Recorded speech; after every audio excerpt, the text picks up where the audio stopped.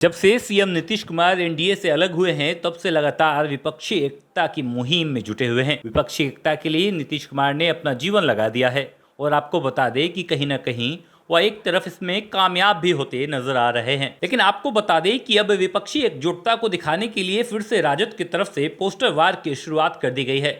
लेकिन इससे पहले हम आपको बता दें कि इस पूरे पोस्टर वार के पीछे का माजरा क्या है। बता दें कि विपक्षी एकजुटता को लेकर सीएम नीतीश कुमार पहले ही कई राज्यों का दौरा कर चुके हैं और कई बड़ी पार्टियों के नेताओं से भी मिल चुके हैं। आपको याद होगा जब विपक्षी एकता की मुहिम की शुरुआत नीतीश कुमार ने की थी तब उन्होंने साफ शब्दों में कहा था कि उनका एक ही मकसद है कि प्रधानमंत्री पद का उम्मीदवार चाहे जो भी हो, लेकिन सारे विपक्ष को एकजुट होकर इस बात की मुहिम सुनिश्चित कर ली जाएगी। 2024 में केंद्र की सत्ता से नरेंद्र मोदी को बाहर करना है, इसलिए हम लोगों को एकजुट होना है।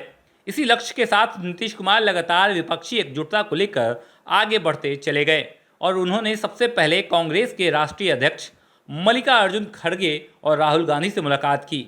उसके बाद से उन्होंने दिल्ली के मुख्यमंत्री अरविंद केजरीवाल, शरद पवार, उद्धव ठाकरे, ममता बनर्जी, मायावती और अखिलेश यादव समेत कई बड़े नेताओं से भी बातचीत की। ममता बनर्जी से मुलाकात के दौरान नीतीश कुमार ने यह बात कही थी कि बिहार से कई बड़े आंदोलनों की शुरुआत हुई है, जो विपक्षी एकजुटता के मुहिम में उसकी शुरुआत भी बिहार से होनी चाहिए। और ममता बनर्जी की बात को सीएम नीतीश कुमार ने हाँ कह दिया। उसके बाद नीतीश कुमार ने ममता बनर्जी की बातों से सहमति जताई और उन्होंने बिहार आते ही इस बात का ऐलान कर दिया कि कर्नाटक चुनाव के बाद ऑल पार्टी की मीटिंग बिहार में बुलाई जाएगी।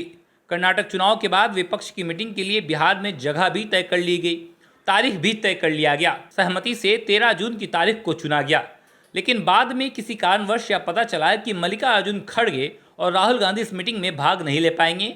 साथ ही खबरें आई थी कि तमिलनाडु के मुख्यमंत्री एम.के. स्टालिन भी इस बैठक में नजर नहीं आएंगे। इसके बाद सीएम नीतीश कुमार ने कहा कि इस मीटिंग में जब सब पार्टी के बड़े नेता मौजूद नहीं रहेंगे तो यह मीटिंग नहीं होगी और इसको देखते हुए विपक्ष की बैठक की तारीख को बढ़ा दिया गया। अब इसकी तारीख 23 जून को कर दी गई है। इसी क्रम में आपको बता दें कि विपक्ष की एकजुटता के लिए जो बैठक होनी है वह 23 जून को बिहार में होगी और अब इसको लेकर तैयारियां जोरों शोरों से चल रही है। इसी क्रम में राजद कार्यालय के बाहर पोस्टर लगाया गया है जिसमें कि बीजेपी पर करारा हमला बोला गया है और उसके साथ साथ ही विपक्षी एकजुटता को भी दिखाया गया है।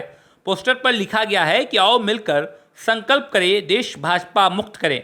के साथ ही कुछ चौपाई अभी लिखी गई है और मोदी सरकार की नाकामी को भी दिखाया गया है।